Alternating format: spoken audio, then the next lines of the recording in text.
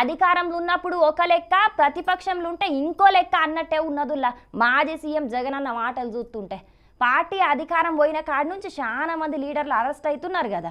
ఇక మొన్నట్ల అరెస్ట్ అయి జైలు ఉన్న గన్నవరం మాజీ ఎమ్మెల్యే వల్లభనేని వంశీని ఇవాళ జగన్ అన్న పరామర్శించిండు. మరి ఆడ ఏం మాట్లాడిండు, ఏం కథ చూద్దాం పాండ్రి.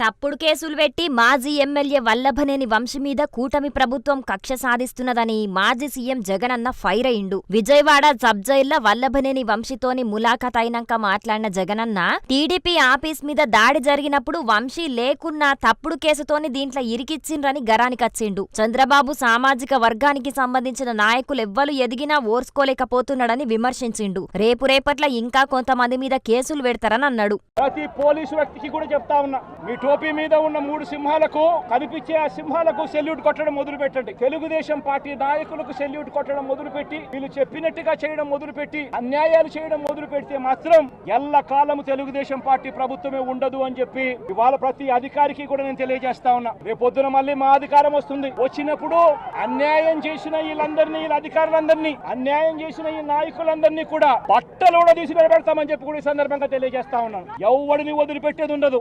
వంశీని అరెస్ట్ చేసేటప్పుడు సిఐ అన్నాడట, నేను 1.5 సంవత్సరంలో రిటైర్ అయిపోతాను అని చెప్పి. రిటైర్ అయిపోయినా కూడా సముద్రాల అవతల ఉన్నా కూడా మొత్తం అందరినీ కూడా పిలిపిస్తామని చెప్పి కూడా ఈ సందర్భంగా చెప్తా ఉన్నా.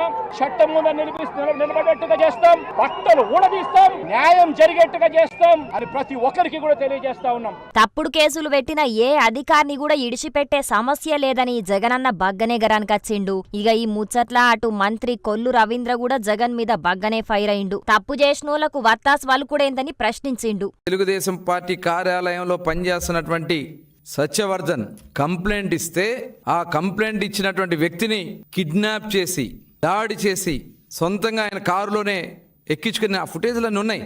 ఇవాళ ఒక ఇన్వెస్టిగేషన్, సాఫీగా జరుగుతున్నటువంటి ఇన్వెస్టిగేషన్ని అధికారుల్ని భయపెట్టడానికి ఇవాళ దీని మీద కూడా కేసు పెట్టాల్సినటువంటి అవసరం ఉంది. ముఖ్యంగా కృష్ణా జిల్లాలో ఒక రాజకీయ చైతన్యం ఉన్నటువంటి జిల్లా, ఎంతో మంది మేధావులు ఉన్నటువంటి జిల్లా. ఇలాంటి దుర్మార్గులందరూ కూడా చేరి జిల్లాని సర్వనాశనం చేసి ఇవాళ పైగా వచ్చి మీరు ఈ రకంగా మీరు వాళ్ళకి ఒత్తాసు పలుకుతా ఉంటే ఇది చూస్తూ ఊరుకునేది కాదు. ఇలాంటి అరాచకాలు కృష్ణా జిల్లాలో జరగనివ్వం. మీరు చేసినటువంటి అన్ని అరాచకాలు బయటకు వస్తాయి. అధికారం ఉంది కదా అని చెప్పి కృష్ణా జిల్లాలో వంశీ గారు చేసినవి కానీ, కొడాలి నాని గారు చేసినవి కానీ, యోగి రమేష్ గారు చేసినవి కానీ, పేరు నాని గారు చేసినవి కానీ మొత్తం చట్టాలన్నీ కూడా బయటకు వస్తున్నాయి. ఎవరో కూడా తప్పించుకోలేరు చట్టం నుంచి. ఇది యథార్థం. మొత్తానికైతే వంశీ